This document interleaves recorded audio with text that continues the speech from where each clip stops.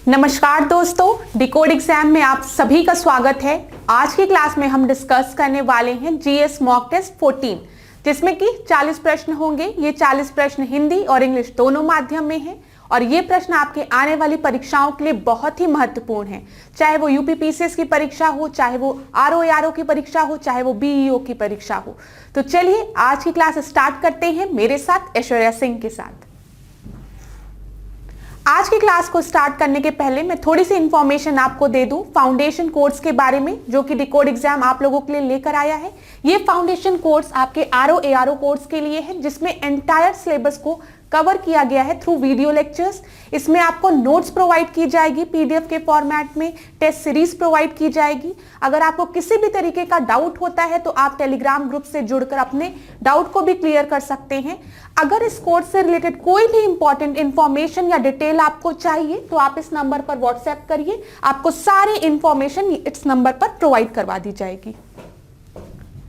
चलिए आज की क्लास का अब हम पहला प्रश्न अपना देखते हैं। पहला प्रश्न थोड़ा सा बड़ा है, तो आप लोग क्या करिए, वीडियो को पॉज करिए, प्रश्न को अच्छे से पढ़ लीजिए, फिर उत्तर दीजिएगा। इंग्लिश और हिंदी दोनों माध्यम में प्रश्न लिखा हुआ है, तो जहां पर इंग्लिश में बताने की जरूरत होगी तो मैं उस टर्म्स को इंग्लिश में बता दूंगी। निम्नलिखित में से कौन आसवन के बारे में सही है? Which of the following is correct about distillation? तो डिस्टिलेशन से रिलेटेड स्टेटमेंट्स आपको दिए गए हैं, आसवन से रिलेटेड स्टेटमेंट्स आपको दिए गए हैं 3, और आपको बताना है कौन सा करेक्ट है। हमेशा ध्यान रखा करिए क्लास, यहाँ पे करेक्ट और इनकरेक्ट में बच्चे अक्सर गलती कर देते हैं। तो पहला स्टेटमेंट आपको दिया है, आसवन तकनीक का उपयोग एनिलीन और क्लोरोफॉर्म को अलग करने के लिए किया जा सकता है। The distillation technique can be used to separate the aniline and chloroform. Second आपका दिया गया है, the distillation method is employed for the liquid with a significant difference in boiling point. इसमें लिखा है कि जो डिस्टिलेशन है वो उन लिक्विड्स को सेपरेट करने के लिए यूज किया जा सकता है जिनका कि बॉइलिंग पॉइंट जो है वो अलग अलग है। ठीक है, फिर तीसरा है आपका, आसवन का उपयोग आमतौर पर तरल अशुद्धियों के शुद्धिकरण के लिए किया जाता है। The distillation is generally used for the purification of liquid impurities.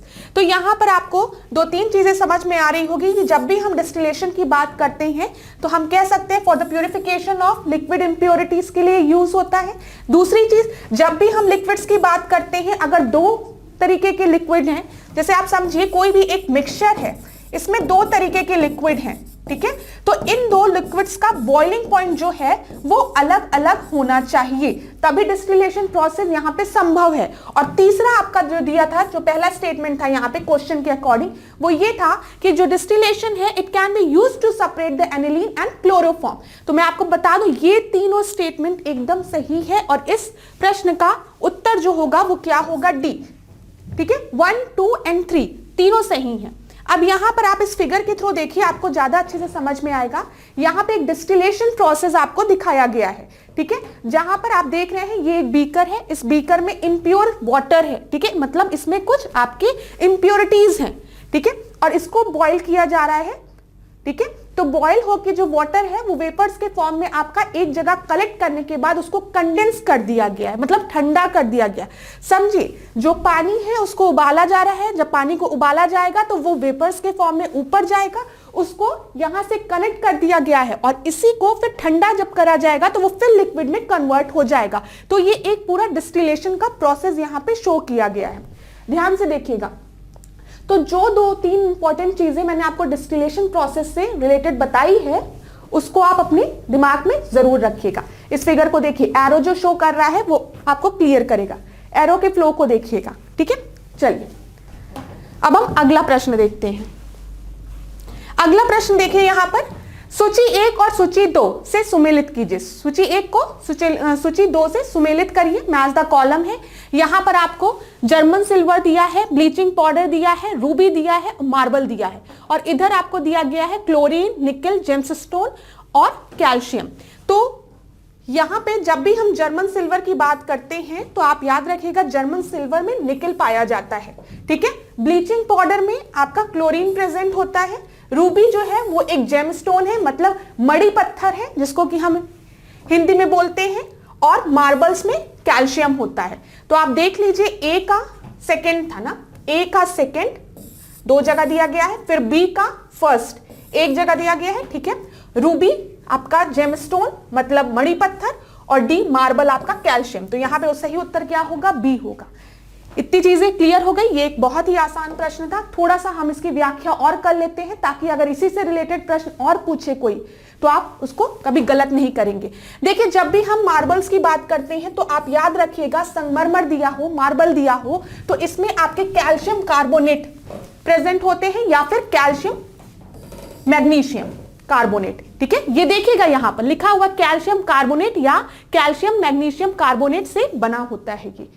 ये याद रखिएगा, हो सकता है प्रश्न में आपको ये ऑप्शन दे दे, ठीक है। रूबी के बारे में मैंने आपको बताया, ये एक जेम्सस्टोन होता है, मणि पत्थर होता है, ठीक है। जर्मन सिल्वर से रिलेटेड प्रश्न कई बार पूछा गया था, मैच द कॉलम के फॉर्म में नहीं पूछा गया है प्रीवियस ईयर्स में। इसमें सीधे पूछा गया था कि जर्मन सिल्वर में क्या क्या प्रेजेंट होता है। तो कभी मत कंफ्यूज होइएगा क्लास कि जर्मन सिल्वर में सिल्वर प्रेजेंट होता है, नहीं, जर्मन सिल्वर में सिल्वर नहीं होता है। जर्मन सिल्वर में आपका जिंक होता है, ठीक है। इसमें आपका निकिल होता है और कॉपर होता है, ठीक है। Zinc, nickel, copper. यहां पर बहुत अच्छे से लिखा भी है कि जिसमें जो 50% होता है वो आपका तांबा होता है मतलब कॉपर, 35% आपका जस्ता मतलब जिंक, और 15% निकिल। तो याद रखिएगा जर्मन सिल्वर का कंपोजिशन पेपर में पूछा जाता है, पूछेगा भी, तो बहुत इंपॉर्टेंट चीज है ये। अब हमने ब्लीचिंग पाउडर की बात की, तो ब्लीचिंग पाउडर का आपका केमिकल कंपोजिशन क्या होता है, कैल्शियम हाइपोक्लोराइड। ये देख लीजिए, रासायनिक नेम इसका क्या होता है, कैल्शियम हाइपोक्लोराइड। तो इतनी चीजें क्लियर हो गई, सबको नोट डाउन कर लीजिएगा, बहुत इंपॉर्टेंट पॉइंट्स हैं। अब हम तीसरे प्रश्न को देखते हैं। तीसरा प्रश्न क्या है, बेकेलाइट किसके संघनन से बनता है, ठीक है। Bakelite is formed by condensation of, सबसे पहला आपको ऑप्शन दिया गया है मेलामाइन और एसिल्डिहाइड से, दूसरा आपको दिया गया है नियोप्रीन एंड फॉर्मल्डिहाइड से, फिर आपको फिनॉल एंड फॉर्मल्डिहाइड दिया गया है, और लास्ट आपको जो डी ऑप्शन है वो आपको दिया गया लेक्सिन एंड फिनॉल से। तो मैं आपको बता दूं, जब भी बेकेलाइट की बात होती है तो ये आपका फॉर्म होता है फिनॉल एंड फॉर्मल्डिहाइड से, ठीक है। तो याद रखिएगा सी जो है इस प्रश्न का सही उत्तर है। अगला प्रश्न हम देखते हैं, चौथा प्रश्न देखिए यहां पे दिया गया है कैप्रोलेक्टम का उपयोग कच्चे माल के रूप में किया जाता है। Caprolactam is used as a raw material for, कहां पर यूज किया जाता है इसका, बेकेलाइट में या फिर रेयन में या फिर पॉलीस्ट्रीन में या फिर नायलॉन में। तो मैं आपको बता दूं, जब भी कैप्रोलेक्टम की बात होगी तो आप याद रखिएगा it is used as a raw material for nylon, ठीक है। D is the right answer, D सही उत्तर है। देखिए क्लास, जहां पर भी व्याख्या की जरूरत होगी मैं वहां पे व्याख्या दे रही हूं, जहां पर व्याख्या की जरूरत नहीं है उसको हम उतना डिस्कस नहीं कर रहे हैं। साइंस से अक्सर डायरेक्ट प्रश्न बनते हैं, जो कि मैं आपको बता रही हूं किस तरीके के प्रश्न बनते हैं। अब यहां पर फिर देखिए एक प्रश्न है, सूची 1 दिया गया है, सूची 2 दिया गया है और इसको सुमेलित करना है। यहां पे आपको दिया गया है फिनॉल, ठीक है, फिर दिया गया पैथाइलिक एसिड, फिर आपको दिया गया है ग्लिप्टॉल, फिर आपको दिया गया है मेलामाइन, और इधर आपको दिया गया सनस्क्रीन, डाई, क्रॉकरी और पेंट। तो याद रखिएगा जब भी हम फिनॉल की बात करते हैं तो ये आपका यूज होता है सनस्क्रीन में। प्लीज क्लास, फिनाइल और फिनॉल में मत कंफ्यूज होइएगा, दोनों अलग अलग चीज है। बहुत से बच्चे जब इसको पढ़ते हैं तो उनके दिमाग में फिनाइल रहता है, नहीं, वो दूसरी चीज है, ये फिनॉल है, ठीक है। फिनॉल जो है वो मेनली सनस्क्रीन में यूज होता है। तो ए का फर्स्ट आपको दिया है, तो यहां पे तो हम डायरेक्ट आंसर पे कंक्लूड कर सकते हैं, लेकिन हम और भी चीजें डिस्कस कर लेते हैं। फिर आपका दिया है पिटालिक अम्ल मतलब पिटालिक एसिड, तो ये कहां पे यूज होता है, ये मेनली यूज होता है आपका पेंट्स में, सॉरी पेंट्स में नहीं, ये आपका यूज होता है किसमें, डाई में। यहां पे देखिए डाई में यूज होता है ये। फिर उसके बाद मेलामाइन की अगर हम बात करें तो अक्सर आपने सुना होगा मेलामाइन के बर्तन लोग अक्सर यूज करते हैं, मेलामाइन के बर्तन। तो मेलामाइन जो है वो किस में यूज होती है, क्रॉकरी में, ठीक है। और जब हम बात करते हैं ग्लाइप्टेल की तो ये पेंट में। तो यहाँ पे हमने पहले ही आंसर बता दिया था कि जो सी है वो सही उत्तर है, क्योंकि जैसे ही हमें पता चला कि फिनाइल जो है वो आपका सनस्क्रीन में यूज होता है, हमने तुरंत आंसर में मार्क कर दिया। और सबसे आसान ऑप्शन जो यहाँ पे था वो था मेलामाइन। मेलामाइन की प्लेट्स आती हैं, बर्तन आते हैं, तो डी का थर्ड। डी का थर्ड भी अगर आपको पता होता तब भी आप इस प्रश्न का सही उत्तर दे सकते थे। ये एक आसान प्रश्न था, मेरे कहने का मतलब ये है। चलिए अगला प्रश्न हम देखते हैं। ब्यूना एस सहबहुलक है। Buena S is a copolymer of, ये किसका कोपॉलीमर है ये पूछा गया है। पहला ऑप्शन आपको दिया गया है यूरिया और सेरेसिन का, फिर आपको दिया गया डेक्रॉन और स्टाइरीन का, फिर आपको दिया गया है ब्यूटाडाइन और स्टाइरीन का, फिर आखिरी आपको दिया गया पॉलीस्ट्रीन और मेथनॉल का। तो यहाँ पे कोई ऐसी इंग्लिश और हिंदी का खेल नहीं है। तो मैं आपको बता दूं, जब भी हम ब्यूना एस की बात करते हैं ये कोपॉलीमर है आपका ब्यूटाडाइन और स्टाइरीन का, ठीक है। यहाँ पे ब्यूटाडाइन और स्टाइरीन, सी जो है वो आपका सही उत्तर है। देखिए जब भी हम बात करते हैं ब्यूना एस में, तो इसमें 75% आपका ब्यूटाडीन प्रेजेंट होता है और 25% जो है वो आपका स्टाइरीन प्रेजेंट होता है। तो इसको देख लीजिएगा। अगला हम देखते हैं, निम्नलिखित में से किसे मैनिक डिप्रेशन कहा जाता है? Which of the following is called as manic depression? पहला ऑप्शन आपको दिया गया है सिजोफ्रेनिया, फिर आपको दिया गया ऑटिज्म, फिर आपको दिया गया है बाइपोलर डिसऑर्डर और आखिरी आपको दिया गया है पैरानोया। तो यहां पे जब भी हम बात करते हैं मैनिक डिप्रेशन की, तो मैनिक डिप्रेशन आपका बाइपोलर डिसऑर्डर को हम कहते हैं, ठीक है। ब्रेन से रिलेटेड होता है, इंसान का सोचने की क्षमता कम हो जाती है, एकाग्रता कम हो जाती है, मूड जल्दी स्विंग होने लगता है, उसके अंदर एनर्जी नहीं बचती है, ये कुछ लक्षण है। 8वां प्रश्न हम देखते हैं, निम्नलिखित में से कौन सा कार्बनिक अम्ल नहीं है? Which of the following is not an organic acid? ठीक है, ऑर्गेनिक एसिड नहीं है, कार्बनिक अम्ल नहीं है। पहला ऑप्शन आपको दिया गया है ऑक्जेलिक एसिड, फिर आपको एसिटिक एसिड दिया गया है, फिर सल्फ्यूरिक एसिड दिया गया और आखिरी आपको दिया गया सिट्रिक एसिड। तो ऑर्गेनिक अम्ल इसमें कौन सा नहीं है और एसिड कौन सा नहीं है? वो है आपका सल्फ्यूरिक एसिड। हम ऑक्जेलिक एसिड की बात करें, चाहे एसिटिक एसिड की बात करें, चाहे हम सिट्रिक एसिड की बात करें, ये सब आपके पौधे या जानवरों में पाए जाते हैं, ठीक है। इसी वजह से इनको हम क्या कहते हैं? कार्बोनिक एसिड कहते हैं, ठीक है। कार्बोनिक अम्ल कहते हैं, ऑर्गेनिक एसिड कहते हैं। क्यों? क्योंकि ये आपके प्लांट्स और एनिमल में प्रेजेंट होते हैं। जब हम सल्फ्यूरिक एसिड की बात करते हैं तो वो एक केमिकल है, चलिए अगला हम देखते हैं। अगला प्रश्न देखिए, निम्नलिखित में से कौन सा कथन सही है? ठीक है, सही बोला गया है, इसको अंडरलाइन करिए। सही में सबसे पहला आपको दिया गया है रानी रुद्रमा देवी होयसाल वंश की शासिका थी। फिर उसके बाद दिया गया है इन्होंने अपने अभिलेखों में अपना नाम पुरुषों जैसा लिखवाकर अपने पुरुष होने का भ्रम पैदा किया था। Queen Rudrama Devi was the ruler of the Hoysal dynasty. She created the illusion of being men by writing their names like men, by writing her name. यहाँ पे their मत करिए, by writing her names like men in her records. ठीक है,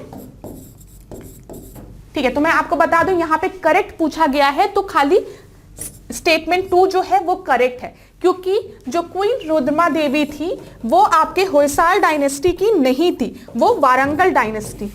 वो वारंगल कहां पर है? आंध्र प्रदेश में है और वहां पर काकतीय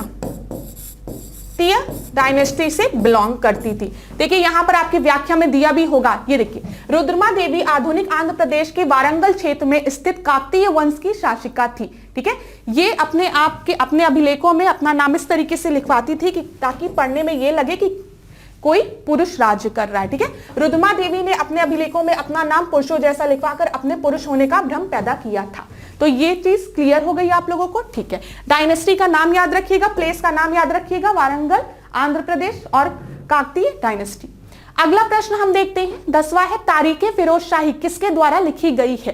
ठीक है, तारीखे फिरोज शाही वाज रिटन बाय हुम? पहला ऑप्शन आपको दिया गया अब्दुल फजल, फिर अल बर्नी, फिर जियाउद्दीन बर्नी, फिर दारा शिको।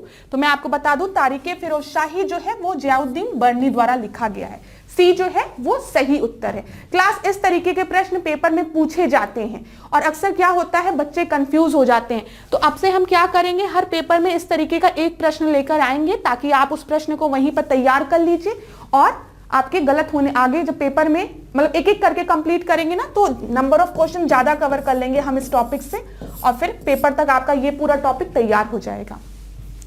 अब यहां पर अगर हम जियाउद्दीन बन्नी की बात करें तो जियाउद्दीन बन्नी जो था वो एक राजनीतिक विचारक था, जो किसके समय में था, मोहम्मद बिन तुगलक के समय में था, फिरोज शाह तुगलक के भी समय में ये था। तो याद रखिएगा, हो सकता है कभी भी पेपर में आपसे जियाउद्दीन बन्नी से रिलेटेड कोई प्रश्न दे और उसमें एक स्टेटमेंट देख दे कि जियाउद्दीन बन्नी इस शासक के समय था। ठीक है, तो आप याद रखिएगा मोहम्मद बिन तुगलक और फिरोज शाह तुगलक के बारे में। अगला प्रश्न हम देखते हैं, निम्नलिखित में से कौन सही सुमेलित है। सही सुमेलित पूछा गया है, मुगल कालीन बाग दिए गए हैं और संबंधित भाग यहां पर दिया गया। ये भी एक बहुत अच्छा प्रश्न है जो कि मुगल आर्किटेक्चर से है। तो यहां पे देखिए, निशांत बाग, निशांत गार्डन दिया गया है पंजाब, फिर शालीमार बाग दिया गया है लाहौर, पिंजौर बाग कश्मीर दिया गया है। तो मैं आपको बता दूं, यहां पे सही पूछा गया है ना, सही करेक्ट पूछा गया है। तो शालीमार गार्डन जो है, जो शालीमार बाग है वो तो लाहौर में है, लेकिन निशांत बाग आपका पंजाब में नहीं कश्मीर में था है, और पिंजौर बाग जो है वो आपका कहां पर है, पंजाब में। इतनी चीजें क्लियर हो गई। तो यहां पर आपका सही उत्तर क्या होगा, बी। बी क्यों सही उत्तर होगा, क्योंकि इसमें करेक्ट ऑप्शन पूछा गया था, करेक्ट बी है। चलिए अगला प्रश्न अब हम देखते हैं। 12वें प्रश्न को देखिए, निम्नलिखित में से क्या सम्मित आयु अधिनियम 1891 के संबंध में सही है। सम्मति आयु अधिनियम की बात की गई है। तो which of the following is correct regarding the age of consent. Age of consent act, इसको एक्ट कर लीजिएगा, एज ऑफ कंसेंट एक्ट 1891 कौन सा सही है। पहला आपको दिया गया है, यह अधिनियम प्रसिद्ध भारतीय समाज सुधारक ईश्वर चंद्र विद्यासागर के प्रयत्नों से पारित हुआ। प्रयत्न से पारित हुआ, इसको प्रयत्नों नहीं, प्रयत्न से पारित हुआ। This act was pass with the effort of famous Indian social reformer Ishwar Chandra Vidyasagar. दूसरा आपको दिया गया, इस अधिनियम द्वारा लड़कियों के विवाह की न्यूनतम आयु 12 वर्ष कर दी गई। By this act the minimum age of marriage of girl was raised to 12 years. और आखिरी है, बाल गंगाधर तिलक ने इस अधिनियम का विरोध किया था। बाल Gangadhar Tilak oppose this act. तो क्लास देखिएगा, एज ऑफ कंसेंट एक्ट का सबसे पहले आप ईयर याद कर लीजिएगा। कभी बहुत आसान प्रश्न बनाना होगा तो एज ऑफ कंसेंट दे देगा और उसके सामने ईयर की बात कर देगा। तो 1891 आप लोग याद रखेंगे। दूसरी चीज जो यहां पे दिया गया है, by this act the minimum age of marriage of girls was raised to 12 year. ये बिल्कुल सही है, 12 साल एज कर दी गई थी। और बाल गंगाधर तिलक ने इसका विरोध भी किया था, क्योंकि उनको कहीं ना कहीं लगता था कि हमारे भारतीय संस्कृति जो चलती आ रही है उसमें अंग्रेजों का हस्तक्षेप नहीं होना चाहिए। इस वजह से वो इसके अपोज भी रहते हैं। लेकिन यहाँ पे ये किसका एफर्ट दिया गया है, द रिफॉर्मर ईश्वर चंद्र विद्यासागर। यहाँ पे ईश्वर चंद्र विद्यासागर का एफर्ट नहीं था, यहाँ पे आपका था बहरूम जी मालाबारी। ठीक है, मालाबारी याद रखिएगा, ये ई है। ठीक है, थोड़ी सी राइटिंग समझने की कोशिश करिएगा। तो यहां पर पहला स्टेटमेंट आपका गलत हो गया और सही स्टेटमेंट क्या है, 2 और 3। यहां पे हम देख लेते हैं, व्याख्या में देखिए लिखा भी है, कितना साफ साफ लिखा है। जो चीज मैंने आपको बताई है वही चीज लिखा है यहाँ पे। यह प्रसिद्ध भारतीय समाज सुधारक एवं मुंबई के पारसी बहराम जी मालाबारी के प्रयत्न से पारित हुआ था, ना कि ईश्वरचंद्र विद्यासागर के।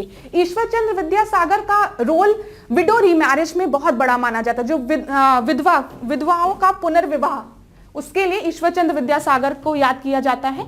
यहां पर आप याद रखिएगा, एज ऑफ कंसेंट में बहराम जी मालाबारी। ठीक है, इसमें न्यूनतम आयु कितनी कर दी गई थी, 12 वर्ष कर दी गई थी। और बाल गंगाधर तिलक ने अधिनियम का विरोध किया था, यह भी मैंने आपको बता दिया। क्यों किया था यह भी बता दिया, कि उनको लग रहा था कि अंग्रेजों को हमारे धार्मिक उसमें और इन सब चीजों में, कल्चर उसमें हस्तक्षेप नहीं करना चाहिए। निम्नलिखित में से कौन सही है, which of the following is correct. एक हिस्ट्री का ये एक अच्छा क्वेश्चन है, जरा इसको पढ़िए। पहला स्टेटमेंट आपका दिया गया है, 19वीं सदी के आरंभ में मुंबई में पारसी धर्म सुधारक आंदोलन शुरू किया गया। In the beginning of the 19th century the Zoroastrian reform movement was started from Mumbai. देखिए क्लास, ये आपको एक बहुत जनरलाइज स्टेटमेंट दिख रहा होगा, सिंपल सा स्टेटमेंट दिख रहा होगा। पेपर में जब क्वेश्चन का मतलब एक कोई स्टेटमेंट ऐसा दिया रहे जो कि बहुत जनरलाइज्ड हो, सिंपल सा हो, तो ज्यादा प्रोबेबिलिटी होती है कि वो स्टेटमेंट सही होता है। ठीक है, तो इस तरीके से थोड़ा सा आप जब पेपर सॉल्व करिए तो सोचना शुरू कर दीजिए, अगर आपको ऐसे कोई स्टेटमेंट दिखे। दूसरा हम देखते हैं, रहनुमाई मज दाय स्नान। ठीक है, रहनुमाई मजदाए स्नान सभा की स्थापना 1850 में फारसियों के एक समूह द्वारा सामाजिक परिस्थितियों के उत्थान के लिए की गई थी। यहाँ पे बोला गया है रहनुमाई मजाए स्नान Sabha was established in 1850 by a group of Parsis to uplift the social condition। और थर्ड स्टेटमेंट आपको दिया गया, इस आंदोलन ने महिलाओं की स्थिति सुधारने पर कोई बल नहीं दिया था। और आपसे पूछा क्या गया है, कौन सा करेक्ट है। ठीक है, देखिए मैं आपको बता दूं कि पहला स्टेटमेंट तो आपका सही है। ठीक है, दूसरे तीसरे स्टेटमेंट को अब हम देखते हैं। जब हम रहनुमाई मजदाए स्नान की सभा की बात करते हैं तो इसका मेन पर्पस सोशल अपलिफ्टमेंट नहीं था, सोशल कंडीशन को अपलिफ्ट करना नहीं था। इनका मेन पर्पस था विमेंस के लिए, विमेंस को सपोर्ट करना, जो उनके अगेंस्ट जितनी भी इलीगल प्रैक्टिसेस हो रही हैं उस पर थोड़ा रोक लगाना, उनके अपलिफ्टमेंट की बात की थी, विमेंस अपलिफ्टमेंट की बात की गई थी इसमें। तो अगर आपको इतना पता है तो ये भी गलत हो जाएगा, थर्ड भी, और सेकंड भी गलत हो जाएगा, क्योंकि थर्ड में दिया गया था महिलाओं की स्थिति सुधारने पर कोई बल नहीं दिया गया। नहीं, इसका मेन पर्पस था महिलाओं की स्थिति को ही सुधारना। ठीक है, तो यहां पर आपका सही उत्तर क्या हो जाएगा, डी, केवल एक। ये एक अच्छा प्रश्न था, इसको ध्यान से पढ़िएगा। देखिए यहां पे रहनुमाई मजदाए स्नान सभा गठित की गई थी। ठीक है, इस आंदोलन में महिलाओं की स्थिति को सुधारने के उद्देश्य से स्त्री शिक्षा, विमेन्स एजुकेशन पर बल दिया गया था, पर्दा प्रथा समाप्त कर दी गई थी और विवाह की आयु बढ़ा दी गई थी। ठीक है, याद रखिएगा। और इससे रिलेटेड आप लीडर्स के नाम भी याद रखिएगा। यहाँ पे दादा भाई नरोजी, SS बंगाली, ठीक है, RK कामा, और यहाँ पे नरोजी फरदोंजी। ठीक है, चलिए अगला हम देखते हैं 14 प्रश्न। देखिए, डॉक्टर भीमराव अंबेडकर द्वारा all India depressed class federation की स्थापना कब की गई थी? In which year doctor Bhimrao Ambedkar established all India depressed class federation? यहाँ पे आपको ऑप्शन दिया गया है 1932, 1936, 1940 और 1942।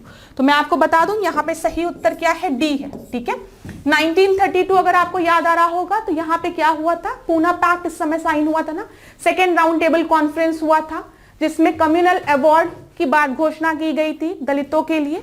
इसके बाद महात्मा गांधी ने हंगर स्ट्राइक कर ली, उन्होंने आमरण अनशन कर लिया, और बाद में महात्मा गांधी के आमरण अनशन को रोकने के लिए जब उनकी हालत नाजुक होने लगी, भीमराव अंबेडकर और महात्मा गांधी के बीच में एक पैक्ट साइन हुआ जिसको कि हम कहते हैं पूना पैक्ट।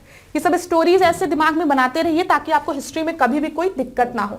जब भी क्रोनोलॉजी से रिलेटेड आपका कोई भी प्रश्न पूछे कि ईयर वाइज इसको आप अरेंज करिए तो आप आराम से कर सकते हैं। देखिए हिस्ट्री में ना ईयर्स जरूरी नहीं है कि आपको याद ही हो, कभी कभी नहीं याद आता है कि एग्जैक्ट ईयर कौन सा था, लेकिन अगर आपके दिमाग में एक क्रोनोलॉजी बनी रहेगी कि पहले ये इवेंट हुआ था उसके बाद ये इवेंट हुआ था, तो आप इस तरीके के भी प्रश्नों को बहुत ही आसानी से कर सकते हैं। तो यहाँ पे देखिए 1942 में डॉक्टर भीमराव अंबेडकर ने all India depressed class federation की स्थापना की थी। अब यहीं पे आप देख लीजिए, अगर पेपर में कभी आपको दे दे all India depressed class federation पहले आया था या फिर पूना पैक्ट पहले साइन हुआ था, तो आप कर सकते हो।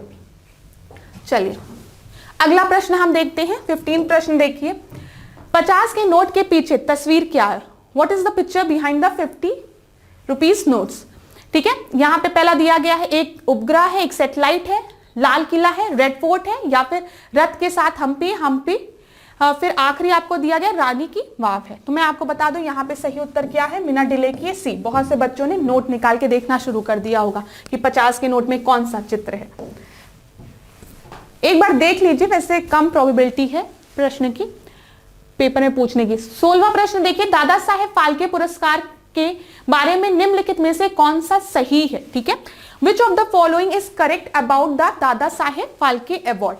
पहला स्टेटमेंट आपका दिया गया है, यह पुरस्कार 1967 में पेश किया गया। This award was first introduce in 1967, English वालों के लिए भी।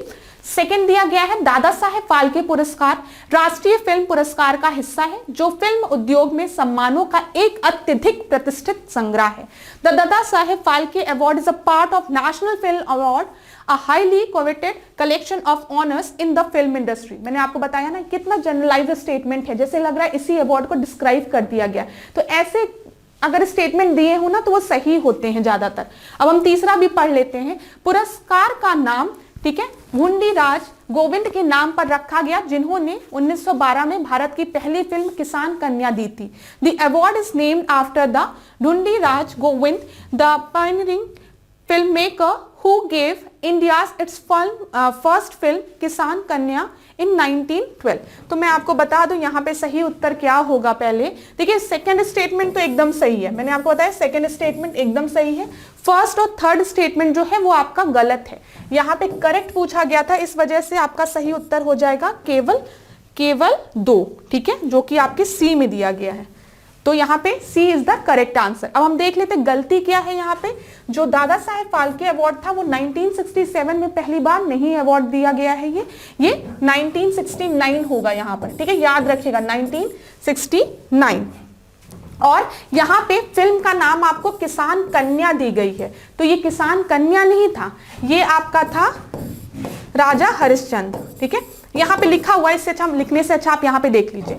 यहाँ पर देखिए 1913 में भारत को अपनी पहली फिल्म राजा हरिश्चंद्र दी थी, ठीक है, और 1969 में इसको सरकार द्वारा इसको देना शुरू कर दिया गया। चलिए अगला प्रश्न हम देखते हैं। 17 क्वेश्चन देखिए, भारत रत्न की स्थापना कब की गई थी? When was the Bharat Ratna established? 1951, 1952, 1954 और 1956। एक बहुत ही आसान सा प्रश्न है, तो यहाँ पे सही उत्तर आपका क्या है? 1954। अच्छा, यहाँ पे मेरे दिमाग में एक और प्रश्न आ रहा है और मैं चाहती हूँ उत्तर आप लोग दीजिए कमेंट बॉक्स में, ठीक है। ऐसा पहला व्यक्ति कौन था जिसको कि भारत रत्न पुरस्कार दिया गया, ठीक है, पहली बार किसको भारत रत्न से ये अवार्ड दिया गया? और दूसरा बताइए, क्या कोई ऐसा विदेशी है जिसको कि भारत रत्न दिया गया है? किन किन को, ऐसे कौन कौन से फॉरेनर्स हैं जिनको कि भारत द्वारा भारत रत्न दिया गया है? तो इसका उत्तर आप लोग कमेंट बॉक्स में बताइएगा। इसी बहाने आप लोग थोड़ा सा सर्च करेंगे और आपको 1-2 पॉइंट और मिल जाएगा, जो कि एग्जाम के पॉइंट ऑफ व्यू से इंपॉर्टेंट होगा। जब भी मैं कोई प्रश्न पूछूं उसको ऐसे छोड़ मत दिया करो, 2 मिनट का समय निकाल के उस प्रश्न को पढ़ लिया करो। उससे क्या होगा, ये सब पास्ट ईयर्स में पूछे गए प्रश्न हैं, आपके 2-3 पॉइंट्स और तैयार होंगे। अब देखिए 18 क्वेश्चन को देखिए, सूची 1 सूची 2 दी गई है, इसको भी क्या करना है? सुमेलित करना है, ठीक है। तो यहां पर आप देख लीजिए, सबसे पहले स्पाइस जेट दिया गया है। स्पाइस जेट का हेडक्वार्टर कहां पर है? गुरुग्राम में है, ठीक है। उसके बाद एयर इंडिया दिया गया। एयर इंडिया का हेडक्वार्टर कहां है? न्यू दिल्ली में, ठीक है। फिर पवन हंस नोएडा, और एयर इंडिया एक्सप्रेस आपका कहां है? आपका कोची में है। तो उस हिसाब से आपका आंसर हो जाएगा डी, 18 का डी। हम देख लेते हैं 18वें का डी जो है वो आपका सही है। अगला प्रश्न हम देखते हैं 19वां प्रश्न। 19वां प्रश्न भी आपका सूची 1 को सूची 2 से सुमेलित करना है। यहाँ पे उत्पाद दिया गया है, उधर राज्य दिया गया है, ठीक है। तो यहाँ पे हम देख लेते हैं कि आपका सही उत्तर होगा। यहाँ पर सबसे पहले आपका चिन्नौर चावल दिया गया है, ठीक है। चिन्नौर चावल आपका जो है वो मिलता है, चिन्नौर चावल आपका मध्य प्रदेश में, ठीक है। तो एक काम करिए, आप इसको यहां से ऐसे ऐसे लगाइए क्लास, चिन्नौर चावल मध्य प्रदेश, ठीक है। उसके बाद आपका हो गया तौलिया रुमाल। तौलिया रुमाल आपका कहां पर है? तेलंगाना में, ठीक है, तेलंगाना में। तो बी का फर्स्ट हो गया, सी का फोर्थ, बी का फर्स्ट, ठीक है। फिर उसके बाद है Pethapur block painting. Pethapur block painting कहां पर है? ये आपका गुजरात में है। फिर गंडागी साड़ी, ये कहां पर है? ये आपकी फेमस है कहां का? तमिलनाडु की। देखिए सही उत्तर क्या है? सी जो है वो आपका सही उत्तर है। अगर अभी आपने इसको नहीं सॉल्व किया है तो आप वीडियो पॉज करके इसको सॉल्व कर लीजिए। जीआई टैग से प्रश्न बनते हैं, ठीक है। और यूपी स्पेशल का अगर प्रश्न बनेगा तो 1 डिस्ट्रिक्ट 1 प्रोडक्ट से भी प्रश्न बनते हैं। तो इन 2 टॉपिक्स को मत छोड़ के जाइएगा। पेपर में एक एक प्रश्न बहुत इंपॉर्टेंट होते हैं। हजारों बच्चे एक क्वेश्चन गलत होने के कारण पेपर से मतलब प्रीलिम से डिस्क्वालीफाई हो जाते हैं। तो इसीलिए जो भी इंपॉर्टेंट टॉपिक्स हैं जहां से प्रश्न बनते ही बनते हैं, एटलीस्ट उन प्रश्नों को, उन टॉपिक्स को रट डालिए, कोई भी दिक्कत नहीं है रटने में। तो सी जो है यहां पर सही है। ऐसे टॉपिक्स तो आपको रटने ही पड़ते हैं। अब हम 20वें प्रश्न को देखते हैं। 20वां प्रश्न देखिए, निम्नलिखित को सही क्रम में व्यवस्थित कीजिए। Arrange the following in the correct sequence. पहला आपका दिया गया है मेनका गांधी बनाम भारत संघ, दूसरा दिया गया है विशाखा बनाम राजस्थान राज्य, फिर दिया गया है इंदिरा साहनी बनाम भारत संघ, और फिर दिया गया है आपका एसआर मुंबई मामला। तो यहां पर इसको अरेंज करना है, तो हम अगर हमको ईयर पता हो तो इस प्रश्न को हम आसानी से कर सकते हैं। Maneka Gandhi versus Union of India आपका 1978, ठीक है। Vishakha versus State of Rajasthan 1997, Indira Sawhney versus Union of India 1992 और एसआर मुंबई केस 1994। तो चलिए इसको अरेंज करते हैं। तो आपको दिख रहा होगा सबसे पहले 1978 मेनका गांधी। तो यहां पर देखिए ऑप्शन में पहला ही आपको डी, तो यहां पे डी आपका सही उत्तर है। अगर किसी को भी पता होगा मेनका गांधी केस जो था वो आपका 1978 में आया था, तो यहां पर आप इसको लगा सकते हैं। ठीक है, अगला प्रश्न हम देखते हैं क्लास। अगला प्रश्न देखिए, सूची 1 दिया गया है, सूची 2 दिया गया है, दोनों को सुमेलित करना है। यहां पर शेड्यूल्स की बात की गई है। ठीक है, तो देखिए दूसरा, चौथा, छठवां और 9वां दिया गया है और वहां पे सब्जेक्ट्स दिए गए हैं। क्लास पॉलिटी का ये एक ऐसा पोर्शन है शेड्यूल्स जहां से प्रश्न पूछते हैं। ठीक है, ज्यादातर चांसेस होता है कि यहां से प्रश्न पूछ लिया जाएगा, तो प्लीज ये पोर्शन कभी मत छोड़ के जाइएगा। और मैंने आपको बताया है कि अगर शेड्यूल से रिलेटेड कोई प्रश्न फंसता है जहां पे बच्चे अटक जाते हैं, वो है 6 शेड्यूल। और मैं फिर रिवाइज कराती हूँ, याद रखिएगा, no money in ATM, Manipur नहीं है एटीएम में। ठीक है, अब एटीएम में क्या क्या है आपका, मतलब 6 शेड्यूल में कौन कौन से हैं, असम है, त्रिपुरा है, मेघालय है, मिजोरम है। बहुत इंपॉर्टेंट पॉइंट है ये, एकदम दिमाग में बिठा लीजिए। अब हम इस प्रश्न को देखते हैं। जब भी हम दूसरे शेड्यूल की बात करते हैं, दूसरी अनुसूची की बात करते हैं, तो दूसरी अनुसूची में क्या दिया गया है, भत्तों के बारे में बात किया गया है, provision related to the allowances and emolument. फिर उसके बाद जब हम चौथे की बात करते हैं, चौथे में आपका क्या दिया गया है, राज्यसभा में सीटों की बात की गई है, allocation of seats in Rajya Sabha. छठवें में क्या कहा गया है, छठवें में आपका दिया गया है एडमिनिस्ट्रेशन ऑफ ट्राइबल एरियाज, अभी मैंने आपको बताया। ठीक है, और 9वें की जब हम बात करते हैं, 9वें में क्या है, भूमि सुधार से रिलेटेड है। तो यहां पर अगर आप जाएंगे तो ए का फोर्थ इसमें दिया गया है, बी का सेकंड, सी का फर्स्ट, डी का थर्ड। तो ए इज द राइट आंसर। इतना सही हो गया आपका। देखिए, चलिए अब हम 22वें प्रश्न को देखते हैं। 22वें प्रश्न में दिया गया है, संसद द्वारा संकट काल की घोषणा का अनुमोदन कितनी अवधि के अंतराल में होना आवश्यक है। At what interval it is necessary to approve the declaration of emergency by the parliament. देखिए क्लास, एक चीज याद रखिएगा, जब आपका नेशनल इमरजेंसी की बात करता है, ठीक है, तो 1 मंथ।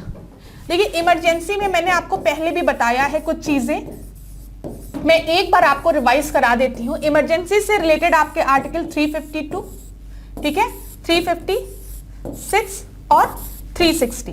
जब हम 352 की बात करते हैं, यहां पे नेशनल इमरजेंसी की बात की गई है, यहां पे प्रेसिडेंट रूल की बात की गई है, यहां पे फाइनेंशियल इमरजेंसी की बात की गई है। ठीक है, और अब अगर हम इस प्रश्न के अकॉर्डिंग चले, कितने इंटरवल के अंदर जो इमरजेंसी है वो आपकी पास हो जानी चाहिए दोनों हाउसेस के द्वारा, जो डिक्लेयर किया है प्रेसिडेंट ने, जो इमरजेंसी लगाई है, दोनों हाउसेस को उसको अप्रूव कर देना चाहिए। वो देखिए, जब भी हम नेशनल इमरजेंसी की बात करते हैं, यहां पे क्लॉज में 1 मंथ दिया गया है। ठीक है, जब हम प्रेसिडेंट रूल और फाइनेंशियल इमरजेंसी की बात करेंगे तो यहां पे 2 महीने के अंदर होना चाहिए। ये चीज याद रखिएगा क्लास, कभी भी कंफ्यूज मत होइएगा। यहां पे जो ऑप्शन आपको दिए गए हैं वो 3, 1, 6, 1 दिया गया है। ठीक है, तो यहां पर आपका सही उत्तर है 1। तो हम मान के चल रहे हैं प्रश्न में आपसे नेशनल इमरजेंसी की बात की गई होगी। ये चीज समझ में आ गया। देखिए, जब भी प्रेसिडेंट इमरजेंसी लगाता है या प्रोक्लेम करता है, तो उसके कुछ मंथ के अंदर उस इमरजेंसी को बोथ द हाउस से, दोनों सदनों से पास हो जाना चाहिए वो चीज। ठीक है, तो यही चीज यहां पे पूछी गई है, declaration of emergency by the parliament, at what interval it is necessary to approve the declaration of emergency by the parliament. ये चीज क्लियर हो गई। तो यहां पे 1 मंथ है। चलिए देखिए, हमने कितनी चीजें डिस्कस कर लेते हैं हम जब कोई भी प्रश्न को डिस्कस करते हैं। 23वें प्रश्न को देखिए, निम्नलिखित में से क्या सरकारिया आयोग के संबंध में गलत है। इनकरेक्ट बोला है, अंडरलाइन कर लेना, मैं कर दे रही हूं आप लोगों के लिए।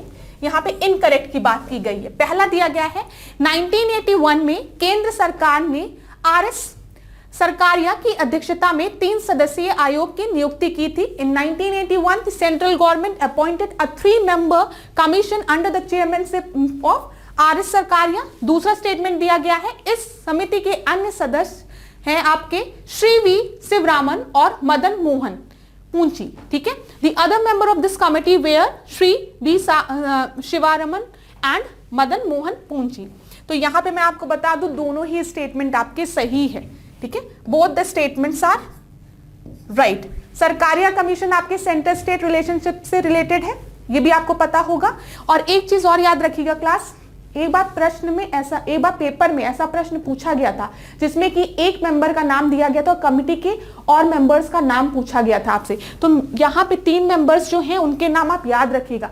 कभी भी पेपर में अगर कुछ डिफिकल्टी क्रिएट करनी होगी तो मेंबर्स के नाम पूछ लेंगे, अदर 2 मेंबर्स के।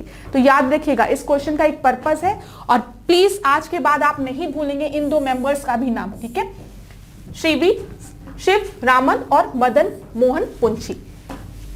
अगला प्रश्न अब हम देखते हैं। यहां पे देखिए मैंने आपको बता दिया था सेंटर स्टेट रिलेशन से रिलेटेड है ये देख लीजिए, यहां पे लिखा भी है केंद्र राज्य संबंधों पर सिफारिश के लिए इस आयोग का गठन किया गया था। 24वां प्रश्न देखिए ये क्या है, सूची 1 को सूची 2 से सुमेलित करना है। सबसे पहला आपको दिया गया 6 से 14 वर्ष तक के बालक के लिए शिक्षा के अवसर प्रदान करना। ये कहां पर दिया गया है, संविधान के किस पार्ट में दिया गया है, किस हिस्से में दिया गया है, किस भाग में दिया गया है, ये पूछा गया है। तो मैं आपको बता दूं 6 से 14 वर्ष तक के बालक की बात की गई है यहां पर। तो ये आपका दिया गया है फंडामेंटल ड्यूटीज में, ए का 4th, ठीक है, कर्तव्यों में।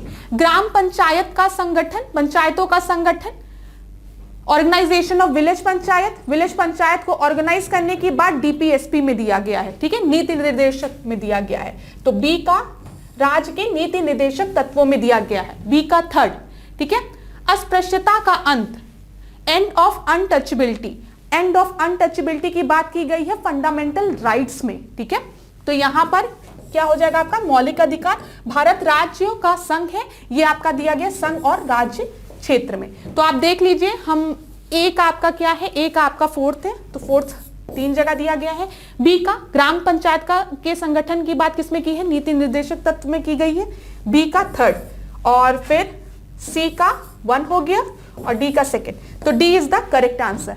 अच्छा क्लास, यहाँ पे ऑर्गेनाइजेशन ऑफ पंचायत की बात की गई है, ठीक है, तो डीपीएसपी में दिया गया है। और कब से इसको संवैधानिक बना दिया गया पंचायती राज इंस्टीट्यूशन को, तो वो 73rd कॉन्स्टिट्यूशनल अमेंडमेंट एक्ट। और किस शेड्यूल में दिया गया है ये आप मुझे कमेंट बॉक्स में बताएंगे, मैंने कई बार बताया है। तो एक एक पॉइंट को कोरिलेट करते हुए चलिए, यहां पर डी आपका सही उत्तर था। अगला प्रश्न हम देखते हैं, निम्नलिखित में से किस देश से कर्क रेखा नहीं गुजरती है। The Tropic of Cancer does not passes through which of the following countries. पहला आपको दिया गया ओमान, फिर मलेशिया, फिर चीन, फिर लीबिया। तो यहां पर आपका जो सही उत्तर है वो है मलेशिया से नहीं गुजरती है, ओमान, चाइना, लीबिया, इन सब से ट्रॉपिक ऑफ कैंसर आपकी पास होती है। अब यहां पर आप देखिएगा, ये रहा ट्रॉपिक ऑफ कैंसर। इसलिए मत परेशान होइएगा कि मैम दिख नहीं रहा है, बस मेरी बात सुनिएगा। ये है ट्रॉपिक ऑफ कैंसर, आपको दिख रहा होगा 23.5 डिग्री नॉर्थ में आपका क्या है, ट्रॉपिक ऑफ कैंसर है। यहाँ पे मैक्सिको से, बहामास से, ठीक है, वेस्टर्न सहारा से, मॉरिटेनिया से, अल्जीरिया से, माली से, लीबिया से, इजिप्ट से, यूएई से, सऊदी अरेबिया से, ओमान से, भारत से, बांग्लादेश से, चाइना से, म्यांमार से और ताइवान से आपकी ट्रॉपिक ऑफ कैंसर पास हो रही है, ठीक है, ये याद रखिएगा। यहां पर मैं आपको एक चीज बता दूं, आप अगर आपका मन करे तो आप माली करके याद कर सकते हैं, ठीक है। ये आपके अफ्रीकन कॉन्टिनेंट में कुछ हिस्सों से जो पास हो रही है वहां की ट्रिक है, जो मैंने अपने समय में यूज किया था। अगर आपके पास इससे बेटर ट्रिक है तो आप उसको यूज करिए। मैं क्लास में हमेशा कहती हूँ कि कुछ चीजें मैं आपको ऐसे ही बता देती हूँ, तो जरूरी नहीं है कि आप भी उसी ट्रिक को फॉलो करिए, बस थोड़ा सा दिमाग में बना रहे। कभी कभी मैम लोग जब कुछ बता देती है ना तो याद आ जाता है पेपर में। अब माली से क्या है, तो यहाँ पे देखिएगा आप, मॉरिटेनिया हो गया, ठीक है, फिर उसके बाद ए से अल्जीरिया हो गया, ए से क्या हो गया, अल्जीरिया हो गया, एल से लीबिया हो गया, ठीक है, फिर ई से इजिप्ट हो गया। इतना हुआ। हमने क्या क्या बात किया, मॉरिटेनिया की बात की हमने, ठीक है, फिर हमने, देखिए मैं यहाँ पे लिखती हूँ, 1 मिनट, यहाँ पे देखिएगा क्लास, माली मैंने लिखा, ठीक है। तो सबसे पहले पहली कंट्री तो आपकी माली ही हो गई, फर्स्ट कंट्री आपकी क्या हो गई, माली एज इट इज हो गई। दूसरी आपकी मॉरिटेनिया हो गई, ठीक है। फिर ए से आपका क्या होगा, अल्जीरिया, ठीक है, अल्जीरिया। फिर एल से आपका क्या हो गया, लीबिया, लीबिया, ठीक है। आई, ये इसको ई याद कर लीजिएगा ऐसे, ई से क्या हो गया, माली से याद करिएगा, इजिप्ट, ठीक है, इतना आपको याद रहेगा, देखिए इतना। और जो आपको इंक्लूड करना है आप इंक्लूड कर लीजिएगा, थोड़ा सा आप इस ट्रिक से कुछ कंट्रीज आपको याद हो जाएंगी। यहाँ पर इतनी चीजें क्लियर हो गई। थोड़ा सा मैंने बताया, ज्यादा ट्रिक बताने के चक्कर में बच्चे कंफ्यूज होने लगते, तो माली माली करके याद रखिएगा तो आपको याद रहेगा। अब देखिए 26, निम्नलिखित में से क्या सही है, ठीक है, which of the following is correct. प्राथमिक तरंगे ठोस, द्रव एवं गैस तीनों माध्यम में गमन करती हैं। Primary waves travel in all the three medium, solid, liquid and gases. दूसरा है ये सर्वाधिक विनाशकारी होती हैं, these are the most destructive. Third है आपकी प्राथमिक तरंगे सिस्मोग्राफ पर पहुंचने वाली पहली तरंगे होती है, the primary waves are the first waves to reach the seismograph.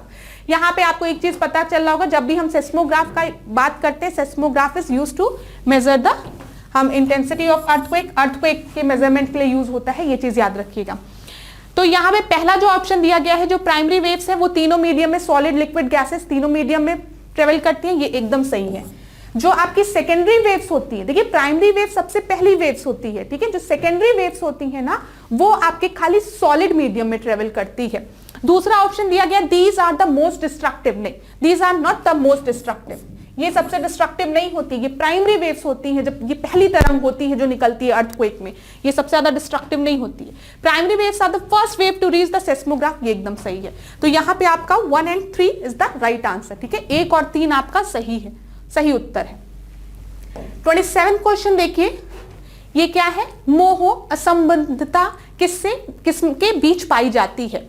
The मोह डिस्कंटिन्यूटी इज फाउंड बिटवीन, सबसे पहले मेंटल और कोर के बीच में, ऊपरी क्रस्ट और निचले क्रस्ट के बीच में, क्रस्ट और मेंटल के बीच में, या फिर upper mantle and lower mental के बीच में। तो यहाँ पे आपका सही उत्तर है क्रस्ट और मेंटल के बीच में मोह डिस्कंटिन्यूटी पाई जाती है। यहाँ पे देख लीजिए क्लास इस फिगर के थ्रू, मैं थोड़ा इधर आ जाऊं ताकि आपको देखिए क्लास, सबसे ऊपर आपका क्या होता है, क्रस्ट होता है, ठीक है, फिर उसके बाद मेंटल होता है, ठीक है, और लास्ट में कोर होता है। जो सबसे इनर सरफेस, इनर होता है ना अर्थ सरफेस में, वो आपका कोर कहलाता है, ठीक है, इंटीरियर जो सबसे इंटीरियर होता है, ठीक है। ये चीज क्लियर हो गई, क्रस्ट, मेंटल, कोर। अब यहां पर देखिए कुछ डिस्कंटिन्यूटी पाई जाती है लेयर्स के बीच में, उन डिस्कंटिन्यूटी को हम डिस्कस करते हैं। यहां पे मैं एक कोड लिखती हूं CMRGP, ठीक है, CMRGP, ठीक है। अब देखिए सबसे पहले जब हम क्रस्ट की बात करते हैं तो क्रस्ट में अपर क्रस्ट होगी और लोअर क्रस्ट होगी, समझ में आ रहा है। तो अपर क्रस्ट और लोअर क्रस्ट के बीच में जो डिस्कंटिन्यूटी होती है उसे हम कहते हैं कोनोरॉड डिस्कंटिन्यूटी, ठीक है, कोनोरॉड डिस्कंटिन्यूटी। फिर उसके बाद आपका आता है अपर मेंटल और लोअर क्रस्ट के बीच में जो डिस्कंटिन्यूटी होती है उसको हम मोहरोविक डिस्कंटिन्यूटी कहते हैं। फिर आपका अपर मेंटल और लोअर मेंटल के बीच में जो डिस्कंटिन्यूटी होती है उसको हम रेपिटी डिस्कंटिन्यूटी कहते हैं। और फिर आपका लोअर मेंटल और लोअर कोर के बीच, आउटर कोर के बीच में जो डिस्कंटिन्यूटी होती है उसको हम ग्यूटेनबर्ग डिस्कंटिन्यूटी कहते हैं। और आखिरी में आपका अपर कोर और लोअर कोर के बीच में जो डिस्कंटिन्यूटी होती है उसको हम लेहमन डिस्कंटिन्यूटी कहते हैं। देखिए मैं आपके लिए लिख भी देती हूं ताकि आपको दिक्कत ना हो। कोनोरॉड डिस्कंटिन्यूटी सबसे पहली है जिसके लिए मैंने C यूज किया। फिर आपका है मोहरोविक डिस्कंटिन्यूटी जिसके लिए मैंने M यूज किया, ठीक है। फिर आपका है रेपिटी डिस्कंटिन्यूटी जिसके लिए मैंने R यूज किया। फिर उसके बाद आपका है ग्यूटेनबर्ग डिस्कंटिन्यूटी जिसके लिए मैंने G यूज किया। और लास्ट जो आपका है वो है लेहमन जिसके लिए मैंने L यूज किया, ठीक है। इसको L कर लीजिए, यहां पे मैंने गलती से P लिख दिया, इसको L करिए। इतनी चीजें क्लियर हो गई तो इसको एक जगह स्क्रीनशॉट ले लीजिएगा और पढ़ लीजिएगा, पेपर में प्रश्न यहां से भी बन सकता है। 28वां देखिए, निम्नलिखित में से कौन निकोबार द्वीप समूह के अंतर्गत नहीं आता है। Which of the following does not come under the Nicobar island. सबसे पहले आपको दिया गया तार मुगली, फिर आपको दिया गया छोवरा, फिर कैचल, फिर आपको नॉन कोवरी दिया गया है। तो मैं आपको बता दूं तार मुगली जो है ये आपका अंडमान का पार्ट है, ना कि निकोबार का पार्ट है, ठीक है। तो ए हो जाएगा।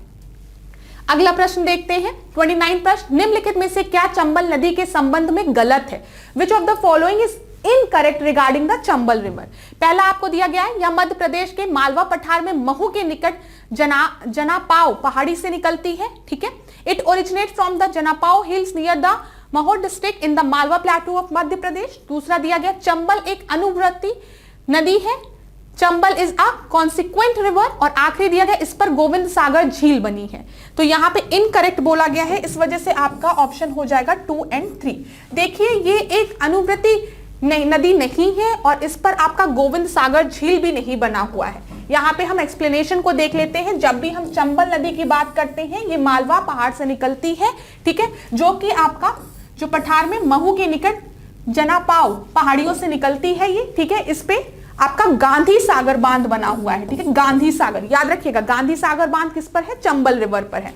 और ये आपकी एक सुपर इंपोज ड्रेनेज नदी है, ठीक है, जिसको कि हम कहते हैं लध्यारोपित नदी, ना कि कॉन्सिक्वेंट रिवर। तो इतने फैक्ट्स आप याद रखिएगा चंबल रिवर से। अगला हम देखते हैं, निम्नलिखित में से कौन दामोदर नदी की सहायक नदी नहीं है। लास्ट क्लास में भी हमने दामोदर रिवर के बारे में डिस्कस किया था, आज फिर हम उसी को रिवाइज करने जा रहे हैं। जिन बच्चों ने वहां पे पढ़ा था उनको आज यहाँ पे याद होना चाहिए। तो अब हम देख लेते हैं, कोनार, ठीक है, जिया भरेली, बोकारो, फिर आखिरी आपको दिया गया है जमुनिया, ठीक है। तो यहाँ पे मैं आपको बता दूं, जब भी हम दामोदर रिवर की बात करते हैं, कोनार, बोकारो और जमुनिया जो है ये आपके दामोदर रिवर की ट्रिब्यूटरीज है, लेकिन जिया बरेली जो है वो ब्रह्मपुत्र रिवर की ट्रिब्यूटरी है, ठीक है। तो बी जो होगा वो आपका सही उत्तर होगा। क्लास हर चीज को अपने दिमाग में बना के रखिए, हमने ऑलरेडी ये सब चीजें डिस्कस भी की है पहले के टेस्ट में। देखिए यहां पर लिखा है क्लास, जबकि जो जिया बरेली है वो ब्रह्मपुत्र नदी की सहायक नदी है। चलिए अगला प्रश्न हम देखते हैं, 31वां प्रश्न, राष्ट्रीय गोकुल मिशन योजना कब प्रारंभ की गई थी? व्हेन वाज द राष्ट्रीय गोकुल मिशन स्टार्टेड? 2012, 2014, 2016, 2018, ठीक है। तो यहां पे ये स्टार्ट की गई थी 2014 में, 2014 में, याद रखिएगा, ईयर पूछ लेता है। अगला प्रश्न देखिए, केंद्रीय बकरी अनुसंधान संस्थान कहां स्थित है? Where is the Central Goat Research Institute located? पहला ऑप्शन आपको दिया गया सूरतगढ़, फिर आपको दिया गया चिपलीमा, फिर आपको दिया गया मखदूम, फिर आखिरी आपको दिया गया अंदेश नगर। तो मैं आपको बता दूं, सेंट्रल गोट रिसर्च इंस्टीट्यूट जो है वो आपका है मखदूम में। वो कहां पर है क्लास? मखदूम में। सी इज द राइट आंसर। 33वां प्रश्न देखते हैं। 33rd प्रश्न देखते हैं, विश्व में सबसे अधिक अंडा देने वाली मुर्गी की नस्ल कौन सी है? Which is the largest egg laying chicken breed in the world? तो पहला आपको दिया गया खीराइन, फिर आपको दिया गया कर्निश, फिर आपको दिया गया लेगहॉर्न, फिर आपको दिया बर्कशायर। तो यहां पे मैं आपको बता दूं, लेगहॉर्न जो है इसका सही उत्तर है। अच्छा क्लास, ये कुछ ऐसे प्रश्न है ना जिसके की मैं व्याख्या नहीं दे रही हूं, अगर व्याख्या दूंगी तो उसका कोई मतलब नहीं है ना। तो आप दिमाग में इन प्रश्नों को बना के रखिएगा, भूलिएगा नहीं, बता रही हूं तब भी भूलिएगा नहीं। चलिए अगला प्रश्न हम देखते हैं, निम्नलिखित में से कौन सा सही है, करेक्ट बोला गया है। आपको ब्राह्मी दिया गया है तांत्रिक स्मृति, सॉरी तंत्रिका, इसको सही करिए, तंत्रिका स्मृति, ठीक है, नर्वस सिस्टम की बात की गई है। तंत्रिका स्मृति बढ़ाने वाला, नर्वस मेमोरी इनहांसर। दूसरा आपको दिया गया धृत कुमारी पीलिया में, फिर कैरम ड्रॉप्सी में, फिर भृंगराज इंसोमेनिया में। तो मैं आपको बता दूं यहाँ पे आपका पहला सही है। देखिए ब्राह्मी जो है वो नर्वस मेमोरी इनहांसर की तरह यूज किया जाता है, मेनली जब इंसान भूलने लगता है तो लोग उसको कहते हैं ब्राह्मी खाओ, ठीक है, ब्राह्मी का कंजप्शन करो, नींद नहीं आ रही तब भी लोग कहते हैं थोड़ा ब्राह्मी खा लो।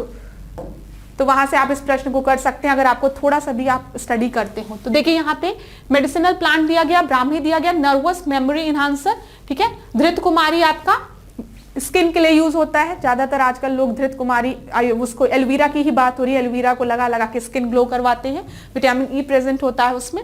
फिर उसके बाद जब हम अजवाइन की बात करते हैं, करौंद की बात करते हैं, तो स्टमक डिसऑर्डर में जब भी स्टमक से रिलेटेड कोई भी इशू होता है तो पहले भी दादी और दादी जी लोग अजवाइन मेथी ये सब दे देती थी ना, हींग अजवाइन मेथी सब। भृंगराज की बात करते हैं तो ये एंटी इंफ्लेमेटरी के लिए यूज होता है, ठीक है, भृंगराज तेल बालों के लिए भी अच्छा होता है। चलिए 35 प्रश्न को हम देखते हैं, IUCN की स्थापना कब हुई थी? When was IUCN formed?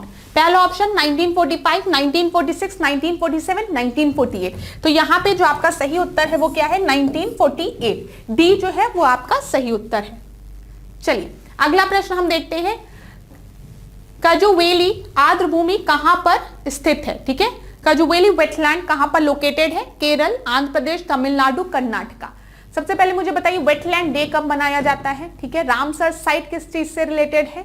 ठीक है, और क्या बताएंगे? चलिए वेटलैंड डे 2 फरवरी हो गया, रामसर साइट भी आपका यहाँ पे हो गया। उत्तर प्रदेश में कितने वेटलैंड्स हैं और सबसे ज्यादा वेटलैंड किस स्टेट में मिलते हैं? ये सारे प्रश्नों का उत्तर आप कमेंट बॉक्स में दीजिए। क्लास देखिए, जब भी सेशन इंटरेक्टिव होता है, आप कमेंट में आंसर्स देते हैं, तो मुझे लगता है कि जो मैं बच्चों को कन्वे करना चाह रही हूँ वो चीजें उन तक पहुंच रही है, क्योंकि कमेंट बॉक्स एक ऐसा माध्यम है जहां से मैं आपके व्यूज को जान पाती हूँ ना। तो इसीलिए मैं आपसे कहती हूँ कि आप मुझे बताइए। तो जब भी हम बात करेंगे कजुवेली आर्द्रभूमि की, तो ये आपका तमिलनाडु में है। सी जो है वो आपका सही उत्तर है। अगला प्रश्न हम देखते हैं, 37 क्वेश्चन, आंध्र प्रदेश में किसान बही योजना कब लागू की गई थी? व्हेन वाज द किसान बही योजना इंप्लीमेंटेड इन यूपी? ऐसे प्रश्न पूछे जाते हैं पेपर में। ठीक है, तो 1991, 1992, 1993 या फिर 1994? यहाँ पे सही उत्तर आपका क्या है? 1992 में। बी जो है वो आपका सही उत्तर है। अगला प्रश्न हम देखते हैं, 2011 की जनगणना के अनुसार उच्चतम साक्षरता किसती है? किस्ती नहीं है, कहां पर है कर लो, या फिर किसकी है कर लो, ये किस्ती मत करना। ठीक है, who had the highest literacy rate according to the 2011 census? पहला श्रावस्ती, फिर लखनऊ, कानपुर नगर या फिर गाजियाबाद? तो कानपुर नगर में आपका हाईएस्ट लिटरेसी है। यहाँ पे सी आपका सही आंसर होगा। अब हम लिटरेसी का थोड़ा देख लेते हैं। सबसे पहले गौतम बुद्ध नगर, ठीक है, यहाँ पे आप देखते, अगर गौतम बुद्ध नगर आपको दे दिया गया होता तो गौतम बुद्ध नगर आपका सही उत्तर दिया होता, लेकिन गौतम बुद्ध नगर नहीं दिया है, तो इसीलिए हमने कानपुर को लगाया है। ठीक है, फिर उसके बाद है आपका कानपुर नगर, फिर औरैया, फिर इटावा, फिर गाजियाबाद। सीक्वेंस याद रखिएगा, लिटरेसी, फीमेल लिटरेसी, एक एक पॉइंट याद रखिएगा, पेपर में प्रश्न बनता है।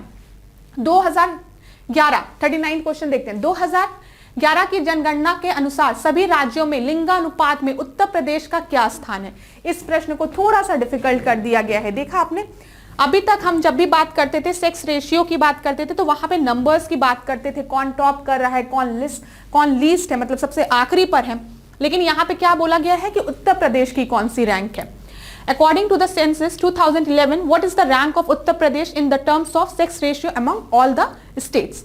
24, 26, 28 या 29? तो यहाँ पे आपका सही उत्तर क्या है? 26, 26 है। ठीक है, बी जो है वो आपका सही उत्तर है। अगला प्रश्न, आज की क्लास का आखिरी प्रश्न। अच्छा, आप एक चीज नोटिस कर रहे होंगे, हर क्लास में हम सेंसस से रिलेटेड भी प्रश्नों को कवर कर रहे हैं। ठीक है, इसका बहुत फायदा है। साथ ही साथ जो सेंसस से रिलेटेड फैक्ट्स हैं वो भी आपके दिमाग में अपडेट होते जा रहे हैं।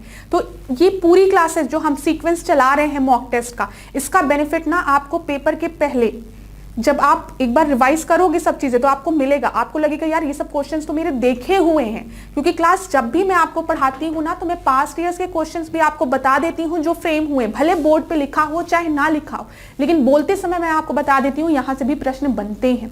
ठीक है, तो एक भी क्लास मिस मत करिएगा, सारे क्लासेस को देखिए, और अगर अच्छी लगे तो अपने दोस्तों के बीच में भी जरूर शेयर करिए, लाइक करिए, कमेंट करिए। आखिरी प्रश्न हम देखते हैं, यहाँ पे क्या है, what is the state which is the state with the largest urban population? यहाँ पे पूछा गया है कहाँ पे सर्वाधिक आपकी नगरीय जनसंख्या है। पहला ऑप्शन महाराष्ट्र दिया गया है, फिर तमिलनाडु दिया गया, फिर हिमाचल प्रदेश दिया गया और आखिरी उत्तर प्रदेश दिया गया। तो सबसे ज्यादा नगरीय जनसंख्या महाराष्ट्र में है। ए जो है वो आपका सही उत्तर है। ठीक है, उसके बाद उत्तर प्रदेश है, फिर तमिलनाडु है। तो धन्यवाद क्लास, आज के सेशन को हम यहीं पे खत्म करेंगे। अगले मॉक टेस्ट में हम आपसे मिलेंगे, फिर हम 40 प्रश्नों को कवर करेंगे। ठीक है, क्लास को लाइक करना, चैनल को सब्सक्राइब करना मत भूलिए, और इसी तरीके से डिकोड एग्जाम के साथ बने रहिए।